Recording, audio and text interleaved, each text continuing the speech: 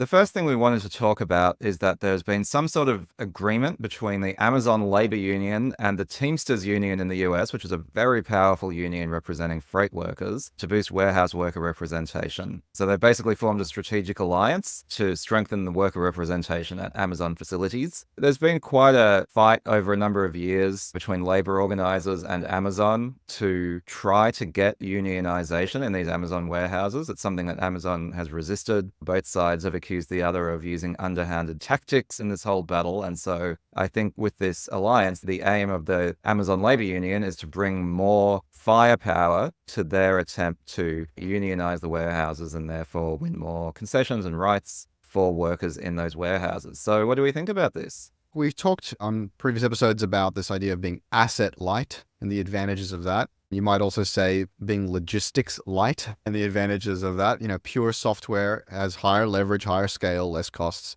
And Amazon has always been fairly asset heavy, logistics heavy, and their differentiator is trying to automate as much of that away or standardize as much of that away with software. And as you said, of course, they've been resisting unions. I think the general consensus from tech is that unions just slow things down and regulation just gets in the way. Of course, that's correct to a certain degree, but it also protects people and individuals and livelihoods.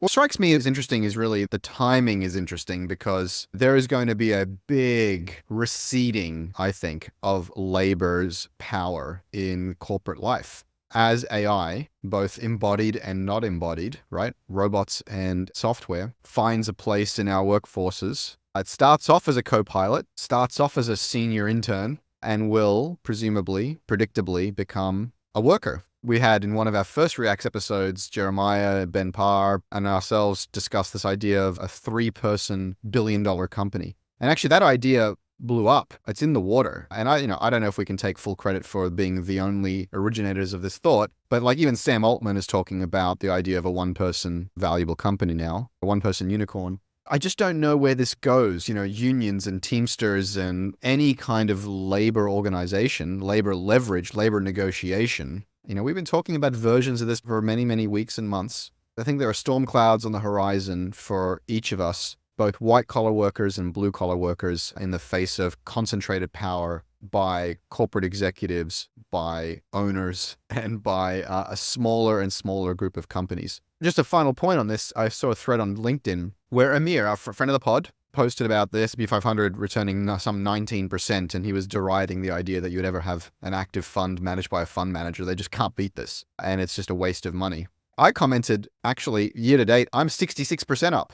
And that's not because I'm a genius. Are you in an actively managed fund? No. I have a Robinhood account, right? All I've done is really bet on the Magnificent Seven. I'm not some kind of genius. They have all the GPUs, they have all the data, they have all of the data scientists and AI engineers.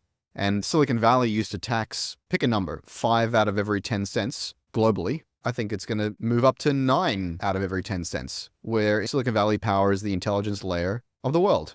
I just don't think Teamsters and unions are going to have a good time over the next 10, 20 years as embodied AI becomes a real thing. And actually, I guess continues to be a real thing, given half of Amazon warehouses are powered by robotics already. So here are my thoughts, Chris. Unions are at their best when they protect the rights and the dignity of workers in the face of corporate interests who just maximize ROI on those workers. I think unions are at their worst when they try to protect forms of labor that have become obsolete, right? So I think if workers are being abused, if they're being denied bathroom breaks, if there are abusive labor practices, unions are so important. But if the unions get to the point where they're like, we won't allow robots to do certain tasks, or you have to keep employing these people even though they no longer generate value, then that is a losing battle, and it is one that simply slows the economy, slows progress, and ultimately I don't think is even pro-worker. And to the extent that it helps people in the short term,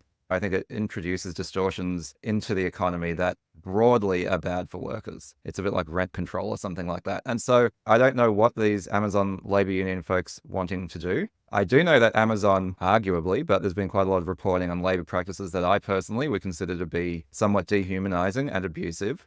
And I would also add, Chris, that Amazon are trying to automate their way out of employing warehouse workers no matter what. So I don't see there being too much harm to effectively like a rear guard action to say for the Amazon warehouse workers in the warehouses now until they ultimately lose their jobs due to automation. They should be treated with dignity and respect and have their rights respected. I think that's okay. But ultimately, yes, our Amazon warehouse is going to be fully automated. Yeah. And should unions try to stop that? No, because it's ultimately futile, and all it will do is put a tax on the rest of the economy, put a tax on other people to protect these sort of fake jobs. And so I don't think we should be doing that. This article doesn't suggest that they're trying to protect established jobs, only that they're trying to do, wage negotiation and various things. And so that's not the suggestion right now. I must clarify and stress, I'm not saying with any kind of glee that unions and labor are going to lose power because of AI. What I'm saying is it's a little bit of a losing battle, and it's actually a little bit horrifying for people that it is a losing battle. You call it a rear guard, and yes, absolutely, while these people are employed and while they are experiencing less than ideal labor conditions, the unions or whatever mechanisms need to be employed to do their work and protect labor. I'm just not sure how long this lasts. I'm not sure how long this is effective. I'm not sure how long these jobs are there to not protect the jobs, but protect the people doing the jobs. It just seems like meta, this may not end up mattering very much. Your point about Amazon's going to automate, whether there's a union push or not, I agree with you. Of course, it can only apply pressure to accelerate that. But the question is there any room left for acceleration? They're probably going as fast as possible anyway, so it's not going to have much material impact on the rate of change there. That's right. I think to the extent unionization actually increases the rate of automation, that's certainly not the aim of unionization, but I think actually that's good for society, right? To have unions saying, okay, workers are owed a living wage and bathroom breaks and whatever else there is, to the extent that provides an incentive for companies to become more productive and more efficient. One thing I've really learned as someone who's not an economics graduate or whatever is that the only way you actually grow wealth and prosperity in a society is by increasing productivity, by increasing the amount of stuff. And by stuff, I include services and all sorts of other public goods that are produced per unit of human input. And so automation, going all the way back to the steam engine, going all the way back to the invention of tools, has been the driver of human prosperity. And so I think it's a good thing. One of the challenges, and we just won't know, right, until it plays out, is that every time there has been a wave of automation and a wave of concern that this means that humans have become redundant and obsolete and that it will be terrible for humanity, that's been proved wrong. Is this time different? Usually when you say this time is different, you are wrong. There are some reasons to think that there are some real concerns here, right? But ultimately I'd say, okay, if we don't need Amazon warehouse workers, even with good conditions. It's never been the most glamorous or fulfilling work if you go up the hierarchy of needs. That labor, that productivity can be deployed elsewhere, and that will increase prosperity for everyone, including those workers, hopefully. But we'll have to wait and see on that one, Chris. We've talked about this a number of times. The scale and scope and rate of change just feels materially different here. But, we asked ChatGPT for the latest news stories for us to react to and Gemini, and they both shut the bed. So maybe the reports of our demise are massively exaggerated. We'll see. Yep.